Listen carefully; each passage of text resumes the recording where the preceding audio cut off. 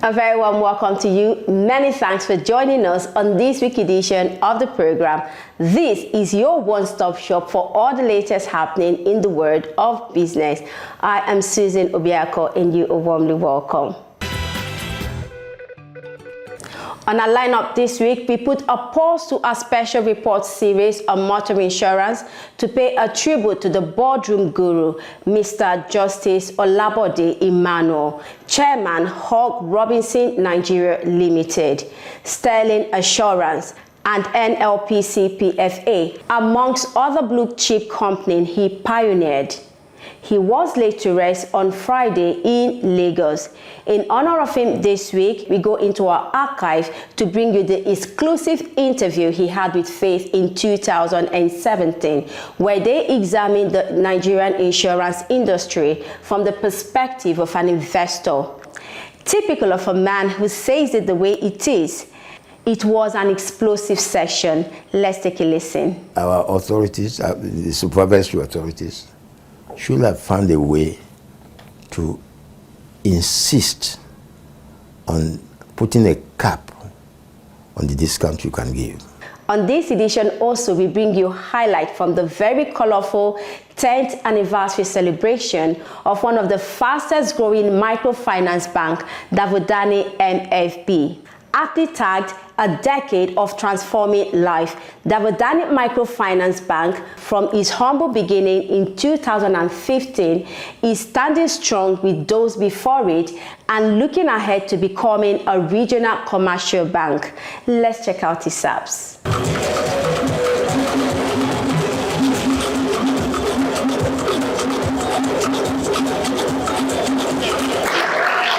Congratulations. On behalf of the board and management, I present this to you in appreciation of your 10 years of service. What more can I say than to urge you to sit back, relax, and enjoy the lineup. Details shortly. Please stay with us.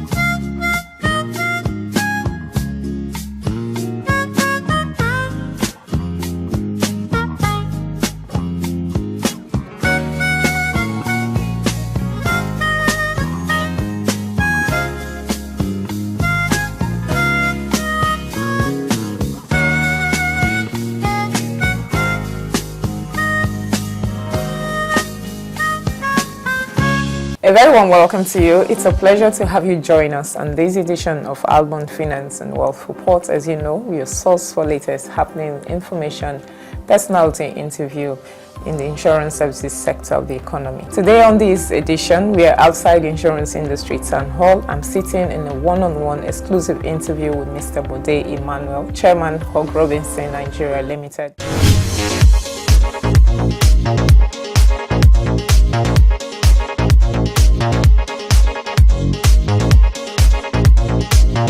He's my guest on the program, and together we'll be looking at the Nigerian insurance industry holistically, but from an investor perspective. Thank you so very much for joining me on the program. It's a pleasure. I'm going to start by asking, what was the insurance industry like in the early days when the likes of you and some of your contemporaries took interest to invest in the industry? It was exciting and very closely knit. Of course, the industry at that time was dominated completely by expatriates, and only one or two Nigerians of prominence featured in there. Of course, we had such legends as the late Mr.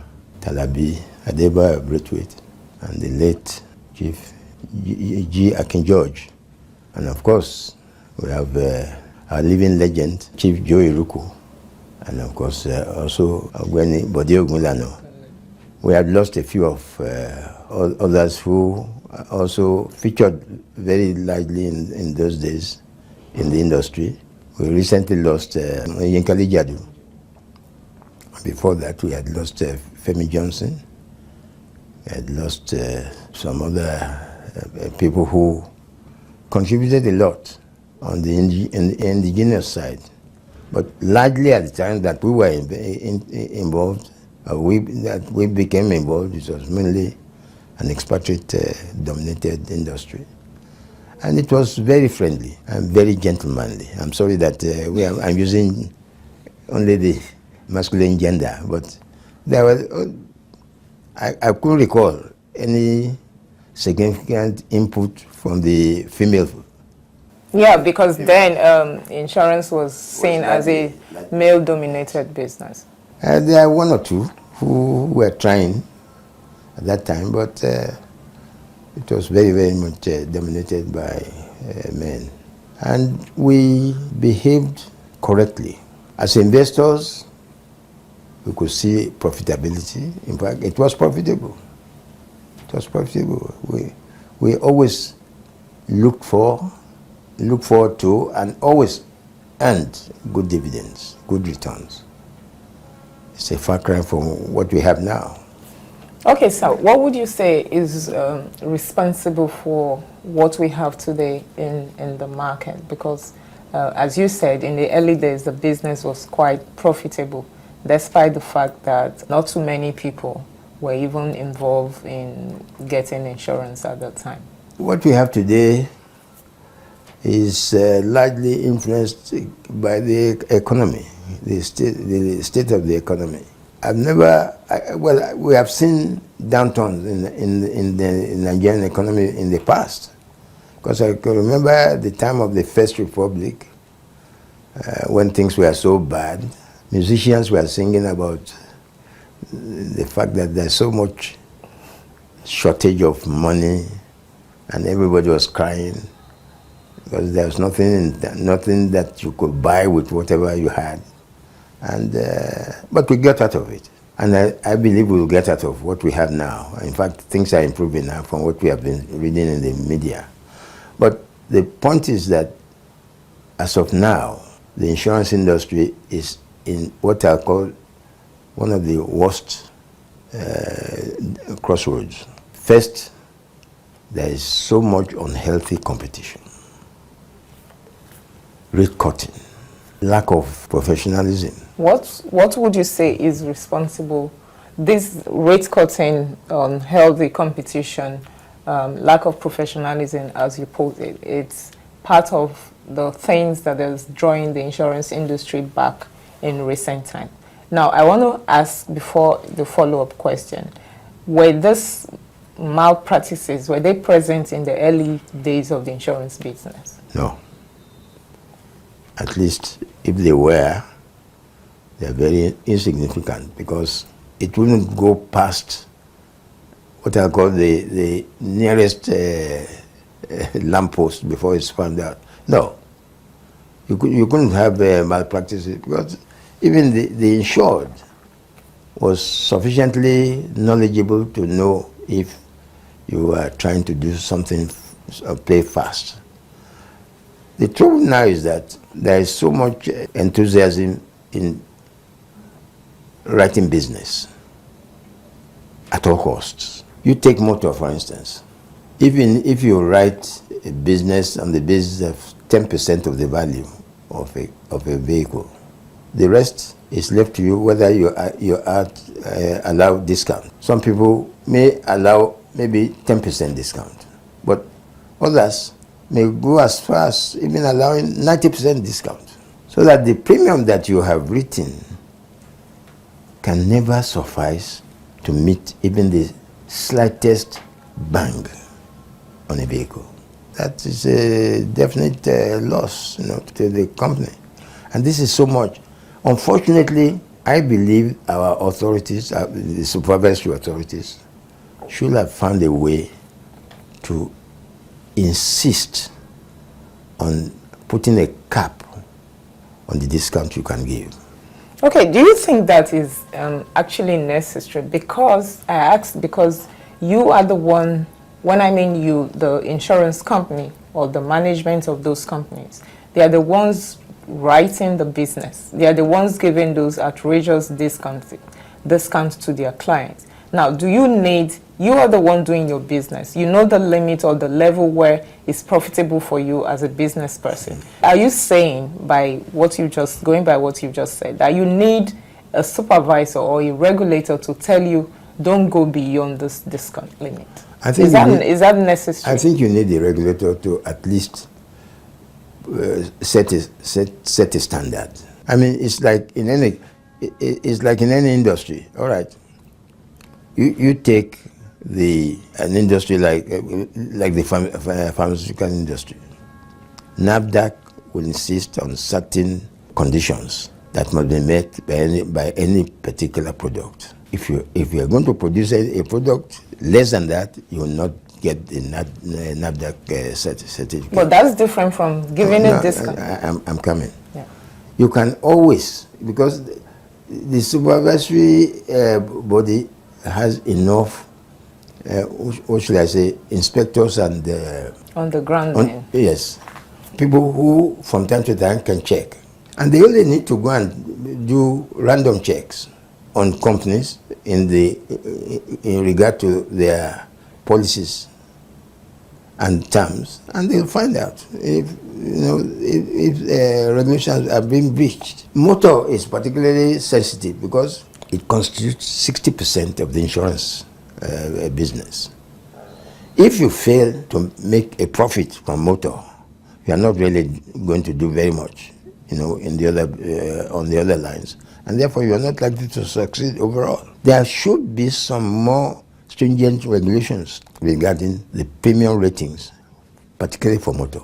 Okay, sir. Although I do not totally agree with you on that it's the responsibility of the regulator to cap the level or the volume of discounts you can give as an insurance company to your clients. Because you are the one, as I said, you are the one doing the business. Now, I'm going to take you back to what you said before, that part of what you just said now, like the desperate practices we are seeing, desperate move by companies just to get businesses at all costs. Would you say they are being desperate, or they are getting involved in this unhealthy practices because they are under pressure from their investors or shareholders, as some people may call it, to pay dividend? Well, it's part of the problem. They also look at their own remuneration because you have profit sharing, and it depends on the terms of the profit sharing agreement between the company and the management. And you have bonuses, and you could have bonus based on business written. And the important thing is a lot of the management members of insurance companies want to show that they are doing well. If they come regularly to report that they have written so much business, that gives them a better face from their investors. But at the end of the day, most of these businesses written, as I said, based on this savage rating and severe discount arrangements, end up in disaster. Okay, now, recently, the National Insurance Commission was more like on a warpath with Shareholders Association, who accused or alleged that some of the insurance companies are not making profit today because the industry is over-regulated. Do you share that view? Yes, the industry is over-regulated, and I think the industry is overcharged. When you consider the fee that is paid by the insurance companies to the supervisory bodies, it's very high, because the fee is based on premium written, not on profit, and it is significant. I can't easily recall whether it's 1% or 2%, but it's very high. And I believe that it's time for the industry to discuss that particular fee with the supervisory agency, because I'm not too convinced that the supervisory body really needs the fee. Why do you say they don't need it? Well, they really don't need the fee. They need it for their day-to-day running. As you know, maybe just as a refresher, the regulatory authority used to get subvention from government, but they stopped all that now. So yes, but even then, maybe they can look at their organization a bit more, whether they need all the elaborate arrangements that they have for administering the industry. Because, I mean, only recently I know they've just acquired some new premises somewhere in Abuja. And when we look at the numbers that attend conferences and so many other functions that they have, I think they should play along with the level of the economy and try to maybe restrict that, and therefore also reduce the fee they charge to the industry. The fee is too high.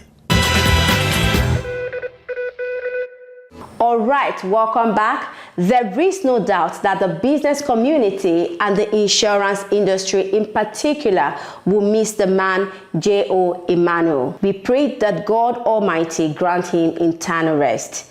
Moving on, we now join friends, customers, well-wishers, and regulators who turned out to celebrate DavoDani Microfinance Bank for their exceptional performance in the last 10 years. Happy viewing.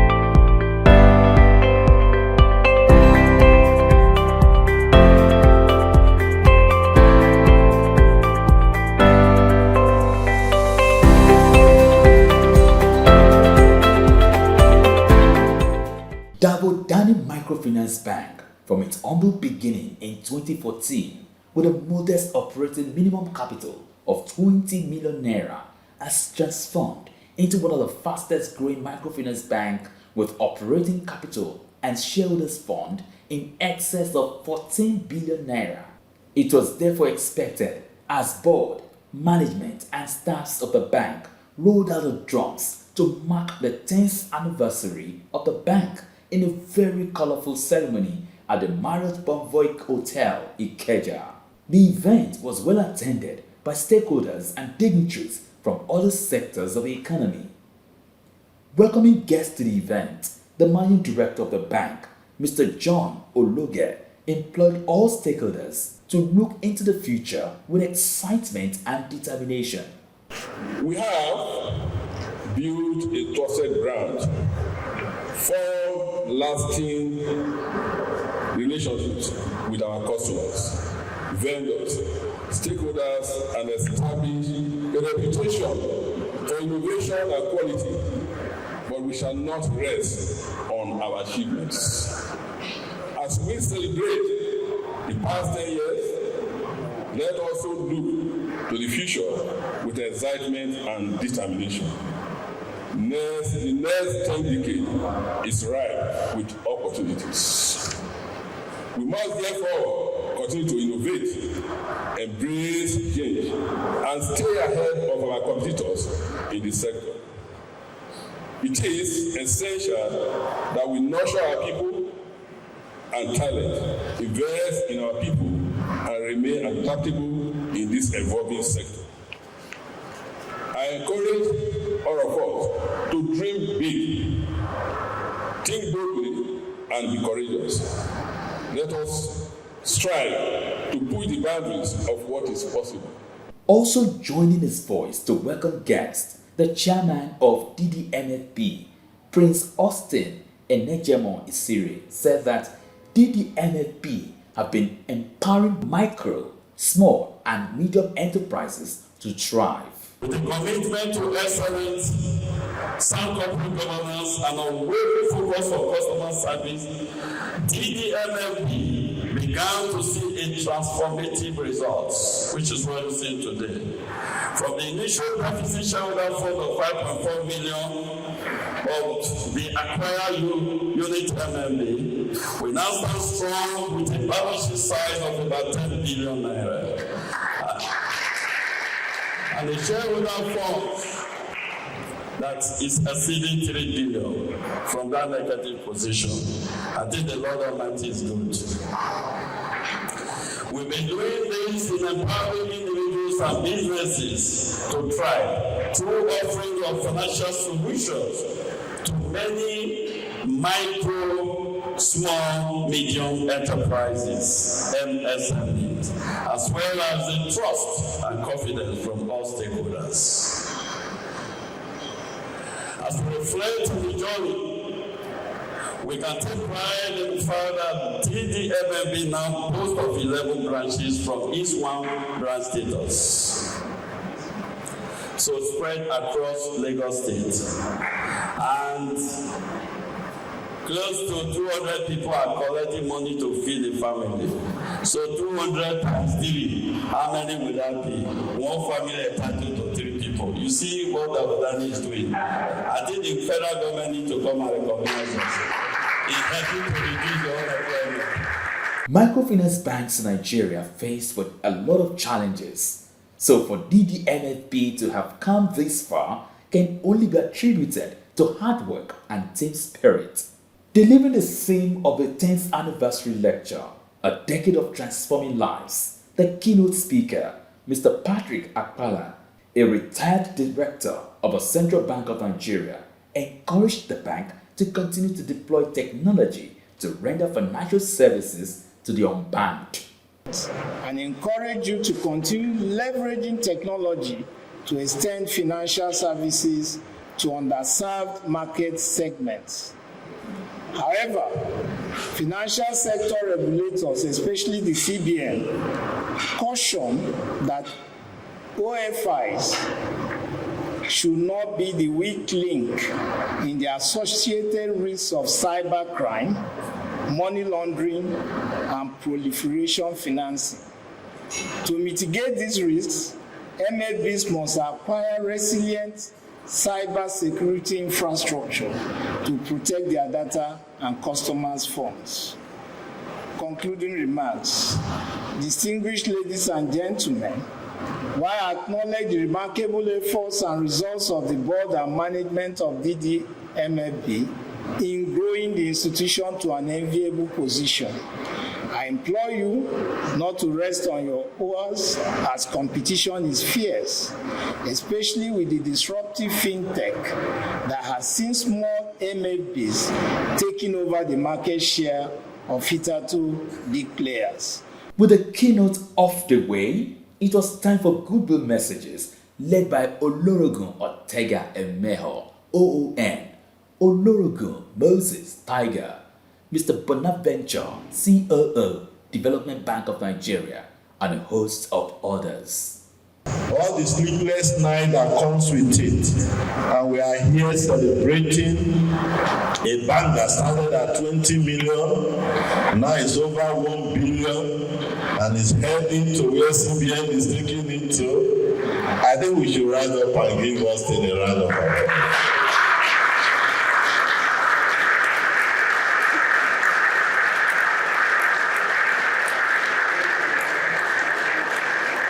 Thank you very much. Your presence here alone has shown that DavoDani has a lot of goodwill.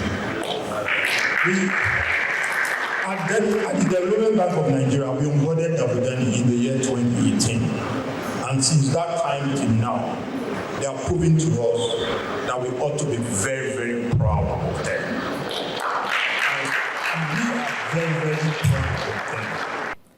The high point of the 10th anniversary celebration of DDMFB was the presentation of the long service and exceptional performance awards to deserving staffs that have been with the bank and contributed to its growth. This award is a recognition of your exceptional contribution and dedication to excellence. Thank you very much.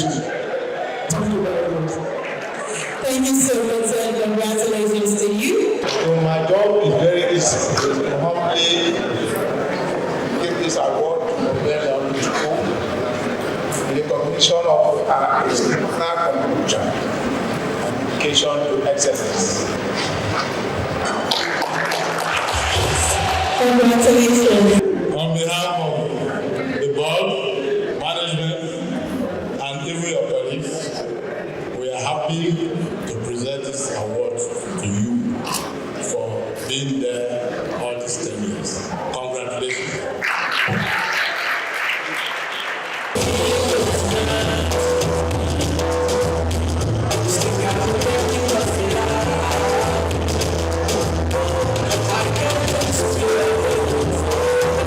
There is no doubt that DDNFB has come a long way in building a trusted brand. That's our time on the program this week. Many thanks for joining us.